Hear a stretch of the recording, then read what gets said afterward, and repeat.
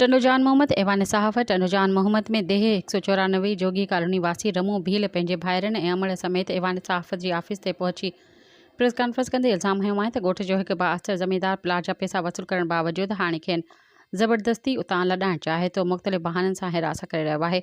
हुजे त बाअस्तर ज़मींदार पुलिस एहलकार ऐं कुझु ख़ानगी माण्हुनि खे इस्तेमालु करे राति जे वक़्तु संदन घर मोकिले थो, जेके हथियारनि जे ज़ोर ते प्लाट जा कागज़ खसण जी कोशिशि कनि था। संदन मूजिबि गुज़िरियल हिकु हफ़्ते दौरान संदन वालिद ऐं भाइरनि ख़िलाफ़ कूड़ियूं FIRs पिणु दाख़िल कराई वयूं आहिनि।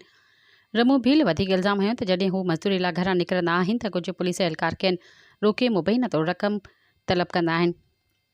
न ॾियण जी सूरत में केस दाख़िल कराइण जी धमकियूं ॾींदा आहिनि। मुतासिर धुर SHO टनुजान Mohammad, DSP टिगड़ी, SSP Mirpur ख़ास ऐं DIG मीरपुर ख़ास खां मुतालबो कयो आहे त मामले जी शफ़ाफ़ जांच कराए ज़िम्मेवारनि ख़िलाफ़ क़ानूनी कार्रवाई कंदे खेनि इंसाफ़ फ़राहम कयो वञे।